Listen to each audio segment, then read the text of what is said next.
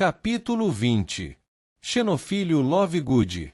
Harry não esperava que a ira de Hermione se abrandasse da noite para o dia, portanto não se surpreendeu que ela se comunicasse principalmente por olhares indignados e silêncios contundentes na manhã seguinte. Rony reagiu mantendo um comportamento anormalmente sério na presença dela, como um sinal externo de seu continuado remorso. De fato, quando os três estavam juntos, Harry se sentia como o único não enlutado em um enterro com poucos acompanhantes. Nos raros momentos que passava sozinho com Harry, apanhando água e procurando cogumelos no mato rasteiro, no entanto, Rony se mostrava descaradamente alegre. Alguém nos ajudou, ele não parava de dizer.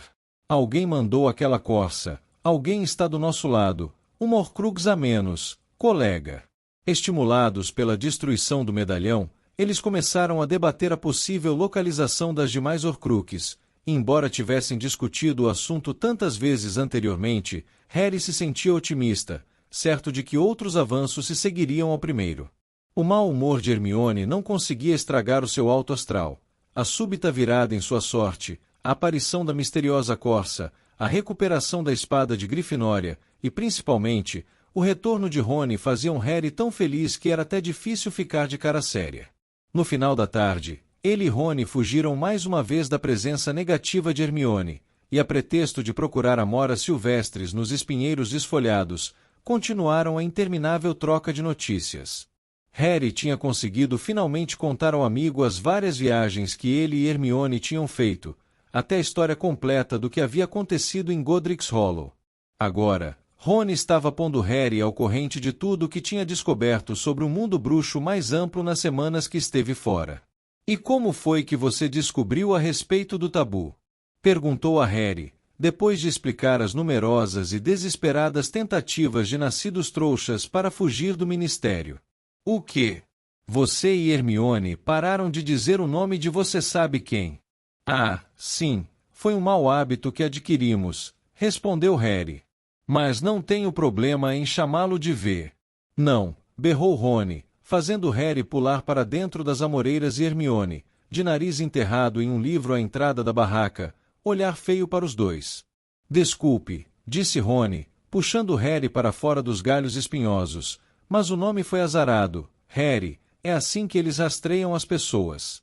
Usar o nome dele rompe os feitiços de proteção, provoca uma espécie de perturbação mágica. Foi como nos encontraram na Tottenham Court. Por que usamos o nome dele? Exatamente, você tem que dar a eles o merecido crédito, faz sentido. Somente as pessoas que se opunham seriamente a ele, como Dumbledore, é que se atreviam a usar o nome de você sabe quem. Agora que impuseram um tabu ao nome, qualquer pessoa que o diga é rastreável, um modo rápido e fácil de encontrar membros da Ordem, quase apanharam o Kingsley. Você está brincando. Foi. Gui me contou que um grupo de comensais da morte o encurralou, mas ele deu combate e escapou. Agora está fugindo como nós. Rony coçou o queixo com a ponta da varinha, pensativo. Você não acha que Kingsley poderia ter mandado aquela corça? O patrono dele é um lince, nós o vimos no casamento, lembra? Ah, verdade. Os dois foram acompanhando as amoreiras e se distanciando da barraca e de Hermione.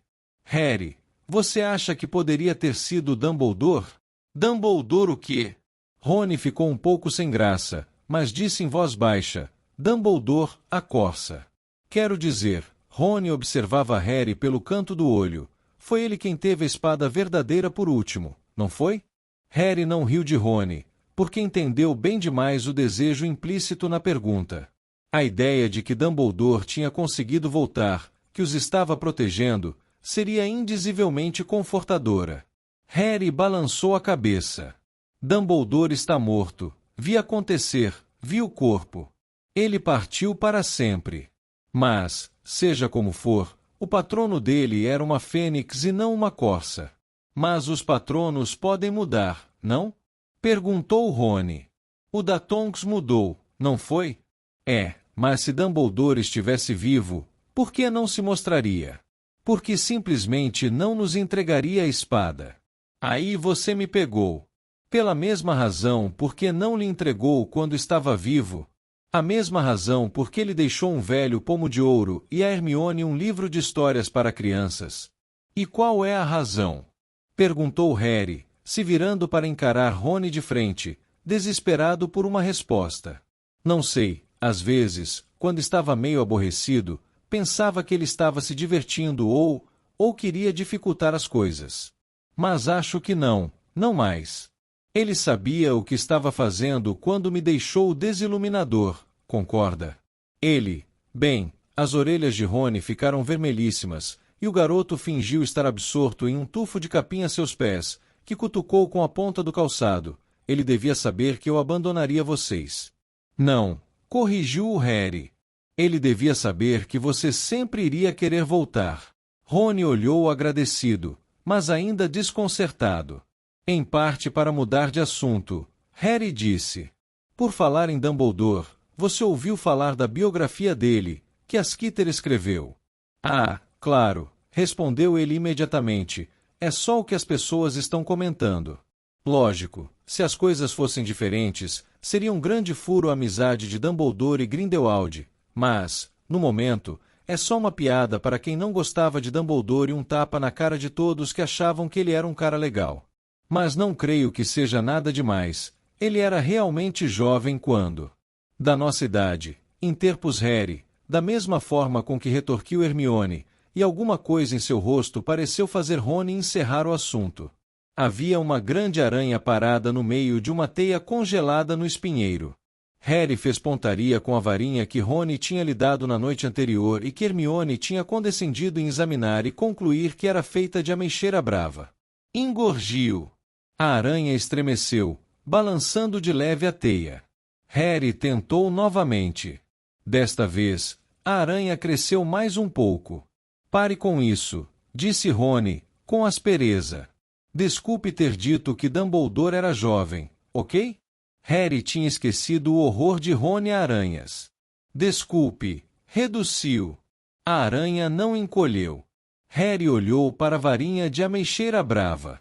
Cada pequeno feitiço que havia lançado até o momento lhe parecia menos eficaz do que os que produzia com a varinha de Fênix. A nova varinha lhe dava a sensação de ser um apêndice estranho, como se tivessem costurado a mão de alguém ao seu braço. Você só precisa praticar, disse Hermione, que havia se aproximado silenciosamente por trás e ficado observando Harry tentar aumentar e reduzir a aranha. É só uma questão de confiança, Harry. Ele sabia porque a amiga queria que desse certo. Ainda se sentia culpada por ter quebrado sua varinha. Ele reprimiu a resposta que lhe subiu aos lábios, que ela poderia ficar com a varinha de ameixeira se achava que não fazia diferença, e ele aceitaria dela em troca. Desejoso de que voltassem a ser amigos, no entanto, ele concordou, quando Rony ensaiou um sorriso para Hermione, porém, ela se afastou e desapareceu por trás do livro mais uma vez. Os três voltaram à barraca ao cair da noite, e Harry cumpriu a primeira vigia. Sentado à entrada, experimentou fazer com que a varinha levitasse as pedrinhas aos seus pés, mas sua magia continuava a parecer mais inepta e menos potente do que era antes. Hermione estava deitada na cama lendo, enquanto Rony, depois de lhe lançar muitos olhares ansiosos, apanhou um pequeno rádio de madeira na mochila e tentou sintonizá-lo. Tem um programa, disse a Harry em voz baixa, que irradia as notícias como realmente são. Todos os outros estão do lado de você sabe quem e seguem a diretriz do ministério, mas este, espere até ouvir, é o máximo. Só que não pode ir ao ar toda noite, o pessoal tem que mudar constantemente de lugar para não ser pego, e a gente precisa de uma senha para sintonizar. O problema é que perdi o último. Ele deu leves batidas no rádio com a varinha, murmurando baixinho, palavras soltas. Deu olhadelas furtivas para Hermione, visivelmente temendo nova explosão de fúria, mas, pela atenção que a garota lhe dava, era como se ele nem estivesse presente. Durante uns 10 minutos, mais ou menos, Rony bateu e murmurou, Hermione virava página a página no seu livro, e Harry continuava a praticar com a varinha de ameixeira brava. Finalmente Hermione desceu da cama. Rony parou de batucar na mesma hora. Se estiver incomodando você, eu paro, disse nervoso a Hermione. Ela nem se dignou a responder, e se dirigiu a Harry. Precisamos conversar, falou. O garoto olhou para o livro que ela ainda segurava, A Vida e as Mentiras de Alvo Dumbledore. Que? Exclamou apreensivo. Ocorreu-lhe por um instante que havia um capítulo sobre ele. Certamente não estava com disposição para ouvir a versão de Rita sobre sua amizade com Dumbledore. A resposta de Hermione foi completamente inesperada. Quero visitar Xenofilho Lovegood. Harry arregalou os olhos. Desculpe. Xenofilho Lovegood, o pai de Luna. Quero falar com ele. Ah, por quê? Ela inspirou profundamente, como se tomasse coragem e disse, aquela marca, a marca no bedle, o bardo, olhe para isto. Ela empurrou A Vida e as Mentiras de Alvo Dumbledore sob os olhos relutantes de Harry, e ele viu a foto do original da carta que Dumbledore tinha escrito a Grindelwald, na caligrafia fina e inclinada do diretor. Harry detestou ver a prova indiscutível de que Dumbledore havia escrito aquelas palavras, que não tinham sido invenção de Rita Skeeter. A assinatura, disse Hermione. Veja a assinatura, Harry. Ele obedeceu. Por um momento, não entendeu o que a amiga queria dizer, mas, examinando a foto mais atentamente com auxílio da varinha, viu que Dumbledore tinha substituído o A de alvo por uma minúscula versão da mesma marca triangular inscrita em Os Contos de Bedle, o Bardo. Que é que vocês? Ensaiou Rony, mas Hermione o fez calar com o olhar, e voltou-se para Harry. Não para de aparecer, não é? Sei que Victor disse que era marca de Grindelwald, mas, sem a menor dúvida, estava naquele velho túmulo em Godric's Hollow, e as datas na lápide eram muito anteriores ao nascimento de Grindelwald. E agora isto, bem, não podemos perguntar a Dumbledore nem a Grindelwald o que significa, nem sei se ele ainda está vivo, mas posso perguntar ao Sr. Lovegood. Ele estava usando o símbolo no casamento. Tenho certeza de que isto é importante, Harry. Harry não respondeu logo. Olhou para o rosto veemente e ansioso de Hermione, e em seguida, para a escuridão ao redor, refletindo. Depois de uma longa pausa, disse, Hermione, não precisamos de outra Godric's Hollow. Nos convencemos de ir lá e... Mas isso não para de aparecer, Harry. Dumbledore me deixou os contos de Bedle, o bardo. Como saber se não queria que descobríssemos mais a respeito do símbolo? Lá vamos nós outra vez. Harry se sentiu ligeiramente exasperado. Ficamos todo o tempo tentando nos convencer de que Dumbledore nos deixou sinais e pistas secretas. O desiluminador acabou sendo muito útil, falou Rony. Acho que Hermione tem razão. Acho que devemos procurar Lovegood. Harry lançou-lhe um olhar mal-humorado. Tinha percebido com absoluta segurança que o apoio de Rony a Hermione não tinha muito a ver com o significado da runa triangular. Não será como Godric's Hollow, acrescentou Rony. Lovegood está do seu lado, Harry. O Pasquim tem apoiado você desde o começo. Vive apregoando que todo mundo tem de ajudá-lo. Tenho certeza de que isso é importante, insistiu Hermione. Mas você não acha que se fosse, Dumbledore teria me dito alguma coisa antes de morrer? Talvez seja alguma coisa que você precisa descobrir sozinho, respondeu Hermione, com um leve ar de quem se agarra a uma palha. É, concordou Rony, abajulando, isso faz sentido. Não faz, retorquiu Hermione, mas continuo achando que devíamos conversar com o Sr. Lovegood. Um símbolo que liga Dumbledore, Grindelwald e Godric's Hollow. Harry, tenho certeza de que a gente precisa saber o que é. Acho que devíamos votar, sugeriu Rony. Os que são a favor de procurar Lovegood. A mão dele se ergueu antes da de Hermione. Os lábios dela tremeram de forma suspeita quando levantou a mão. Perdeu a votação, Harry, lamento, disse Rony dando-lhe palmadinhas nas costas. Ótimo, respondeu Harry, entre irritado e divertido. Mas depois de vermos Lovegood, que tal tentarmos encontrar mais algumas Horcruxes? Afinal, onde moram os Lovegood? Algum de vocês sabe? Sei, não é muito longe da minha casa, disse Rony. Não sei o lugar exato, mas minha mãe e meu pai sempre apontam para os morros quando falam neles. Não deve ser difícil descobrir. Quando Hermione voltou para a cama, Harry baixou a voz. Você só concordou para tentar sair da lista negra da Hermione. Vale tudo no amor e na guerra, respondeu Rony animado, e isto é um pouco dos dois. Anime-se, são as férias de Natal, Luna estará em casa. Tiveram uma excelente vista da aldeia de Oteri Sentecatipole da encosta, exposta ao vento na qual desaparataram na manhã seguinte. Do alto, a aldeia parecia uma coleção de casas de brinquedo, raios de sol se alongavam até a terra nos intervalos das nuvens. Pararam uns minutinhos para olhar a toca, as mãos sombreando os olhos, mas conseguiram divisar apenas as sebes altas e as árvores do pomar, que protegiam a casinha torta dos olhares dos trouxas. É esquisito estar tão perto, mas não fazer uma visita, disse Rony. Bem, até parece que você não acabou de vê-los. Passou lá o Natal, comentou Hermione com frieza. Não estive na toca, protestou ele com uma risada de incredulidade. Acham que eu ia voltar lá e contar que abandonei vocês? Fred e George teriam ficado muito entusiasmados, e Gina teria sido realmente compreensiva. Então onde esteve? Perguntou Hermione surpresa. Na nova casa de Guy e Flair, Chalé das Conchas. Guy sempre foi correto comigo. Ele não ficou bem impressionado quando soube o que eu fiz, mas não ficou falando. Entendeu que eu estava realmente arrependido. O resto da família não soube que estive lá. Guy disse à mamãe que eles não iam passar o Natal em casa porque queriam passá-lo sozinhos. A primeira festa depois de casados, entende? Acho que Flair não se importou. Vocês sabem como ela detesta Celestina Varbeck. Rony deu as costas à toca.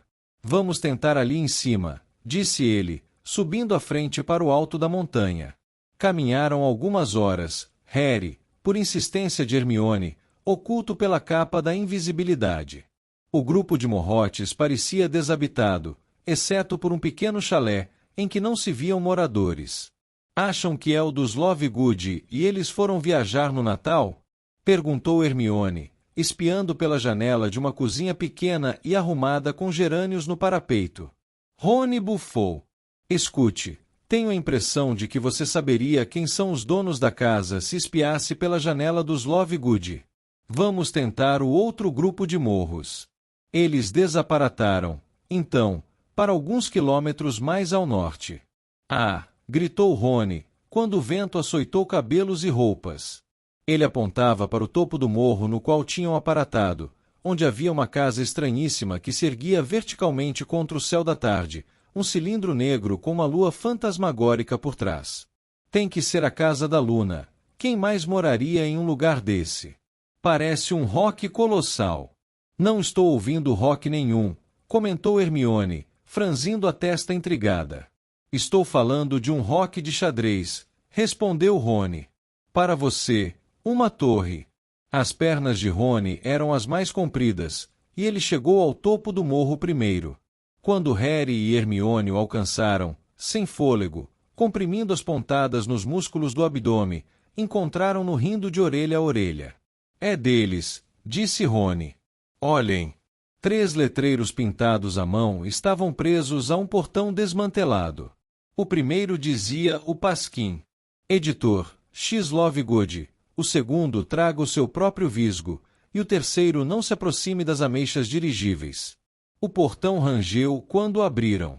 O caminho em zigue-zague que levava à porta da casa tinha um emaranhado de plantas estranhas, inclusive um arbusto coberto com os frutos cor de laranja, semelhantes ao rabanete que, por vezes, Luna usava como brinco. Harry pensou ter reconhecido um arapucoso, e passou ao largo do toco seco. 2 velhas macieiras bravas, vergadas pelo vento, desfolhadas, mas ainda carregadas de frutinhas vermelhas, e densas coroas de visgo com bolinhas brancas montavam guarda dos lados da porta de entrada. Uma coruja com a cabeça ligeiramente achatada, lembrando um gavião, espiou-os de um galho. É melhor você tirar a capa da invisibilidade, Harry, disse Hermione. É você que o Sr. Lovegood quer ajudar, e não a nós. Harry aceitou a sugestão e lhe entregou a capa para guardar na bolsinha de contas. Ela, então, bateu 3 vezes na grossa porta preta cravejada de pregos de ferro com uma aldraba em forma de águia. Não demorou nem 10 segundos, a porta se escancarou e viram Xenofilho Lovegood, descalço, com uma roupa que parecia um camisão de dormir todo manchado. Seus longos cabelos de algodão doce estavam sujos e mal cuidados. Decididamente, Xenofilho tinha estado mais elegante no casamento de Guy e Flair. Que é isso? Quem são vocês? Que querem? Indagou com uma voz aguda e rabugenta, olhando primeiro para Hermione, depois para Rony e finalmente, para Harry, ao que sua boca se abriu em um perfeito e cômico "Oh! Olá, Sr. Lovegood", disse Harry estendendo a mão. Sou Harry Potter. Xenofilho não apertou a mão de Harry, embora o olho que não apontava vesgamente para o nariz corresse direto para a cicatriz na testa de Harry. O senhor nos deixaria entrar? Perguntou Harry. Tem uma coisa que gostaríamos de lhe perguntar. Não tenho certeza de que isto seja aconselhável, sussurrou Xenofilho. Ele engoliu em seco e deu uma rápida olhada pelo jardim. É um choque, palavra. Eu receio que não devia realmente. Não vamos demorar, respondeu Harry, ligeiramente desapontado com a recepção pouco calorosa. Está bem, então. Entrem rápido. Mal tinham cruzado o portal e Xenofilho batia a porta às suas costas.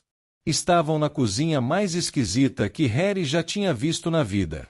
O cômodo era perfeitamente circular, dando a impressão de que se estava dentro de um gigantesco pimenteiro.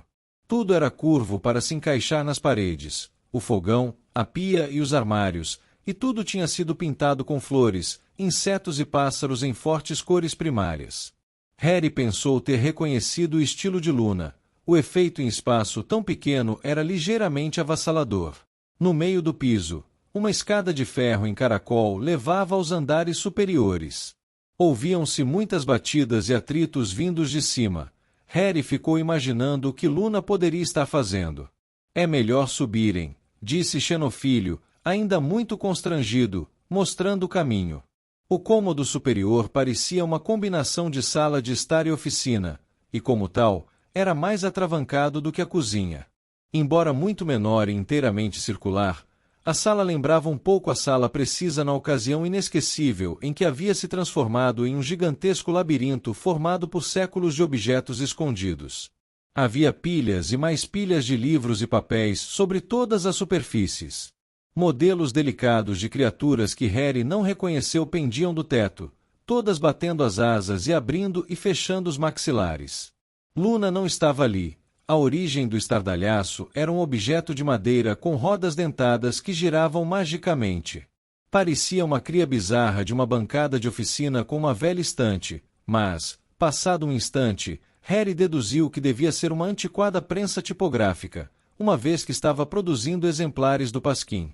Com licença, disse Xenofilho, e dirigindo-se à máquina, puxou uma toalha de mesa suja debaixo de uma imensa quantidade de livros e papéis que rolaram no chão e a atirou sobre a prensa, abafando um pouco as batidas e atritos. Virou-se, então, para Harry. Por que veio aqui? Antes que Harry pudesse responder, porém, Hermione deixou escapar um gritinho assustado. Sr. Lovegood, que é aquilo? Ela estava apontando para um enorme chifre espiral e cinzento, não muito diferente do chifre de um unicórnio, que estava montado na parede e se projetava a mais de 1 metro sala dentro. É o chifre de um bufador de chifre enrugado. Não é, contestou Hermione.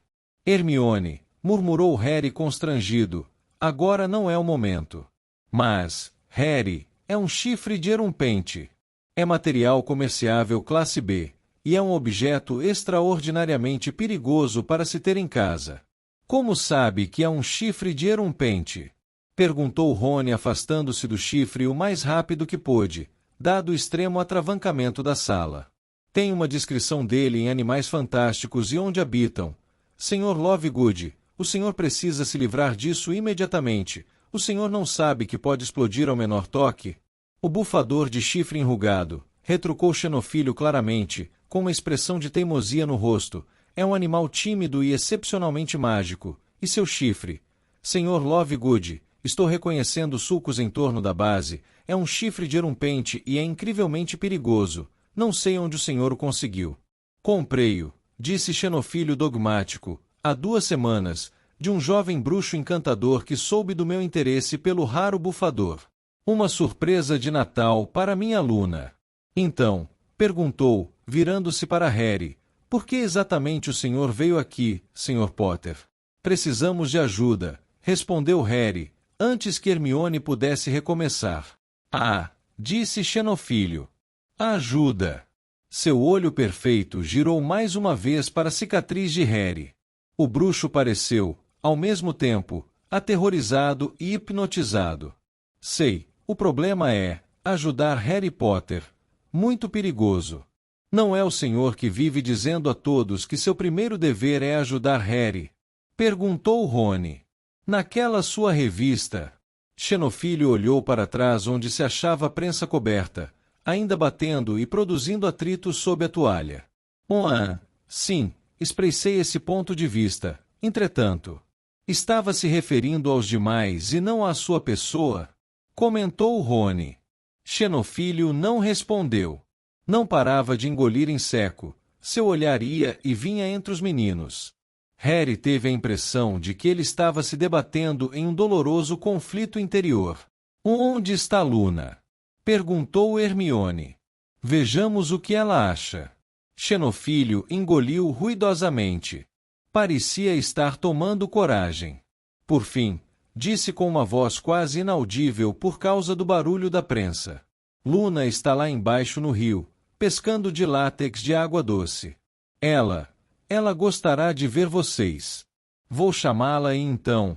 Sim, muito bem. Vou tentar ajudá-los. O bruxo desapareceu pela escada em caracol e eles ouviram a porta da frente abrir e fechar. Entreolharam-se. Mukirana covarde, disse Rony. Luna tem 10 vezes mais peito que ele. Ele provavelmente está preocupado com o que pode acontecer se os comensais da morte descobrirem que estive aqui, lembrou Harry. Concordo com o Rony, disse Hermione.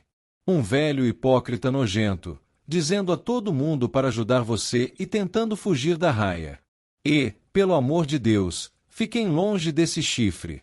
Harry foi até a janela do lado oposto da sala.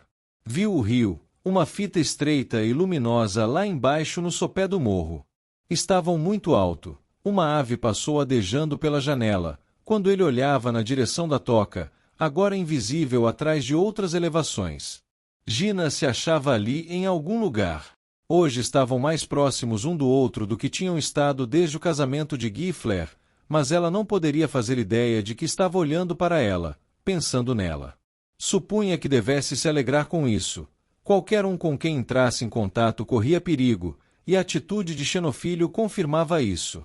Harry deu as costas à janela e seu olhar recaiu sobre outro objeto extravagante, em cima de um aparador curvo e entulhado.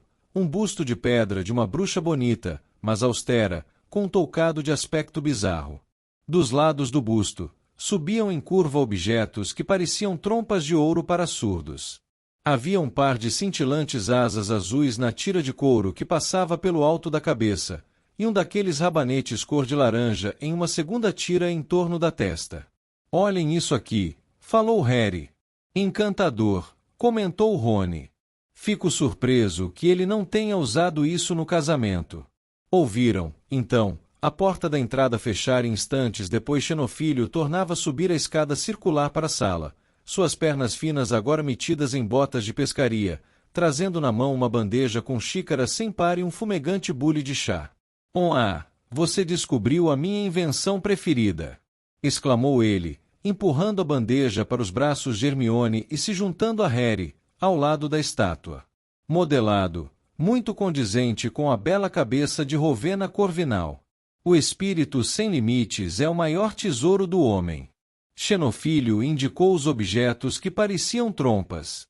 Esses são sifões onzóbulos para afastar todas as fontes de distração na área em torno do pensador. Aqui, ele apontou para as asinhas, uma hélice de gira-gira para induzir a elevação da mente. E por fim, ele apontou para o rabanete cor de laranja, a ameixa dirigível, para intensificar a capacidade de aceitar o extraordinário. Xenofilho voltou à bandeja de chá, que Hermione tinha conseguido equilibrar precariamente em uma das mesinhas cheias de objetos. Aceitam uma infusão de raiz de cuia? Ofereceu Xenofílio. Nós mesmos a cultivamos. Quando começou a servir a bebida, que era carmim como suco de beterraba, acrescentou: Luna está do outro lado da Ponte Baixa. Ficou muito animada com a presença de vocês. Não deve demorar. Já pescou de látex suficientes para preparar uma sopa para todos nós. Por favor, sentem-se e se sirvam de açúcar. Então, ele tirou uma pilha mal equilibrada de papéis de uma poltrona e se sentou, cruzou as pernas com as botas de pescaria. Como posso ajudá-lo, Sr. Potter? Bem, começou Harry, olhando para Hermione, que acenou encorajando-o. É aquele símbolo que o senhor estava usando no pescoço no casamento de Gifler, Sr. Lovegood. Queríamos saber o que significa. Xenofílio ergueu as sobrancelhas. Você está se referindo ao símbolo das relíquias da morte?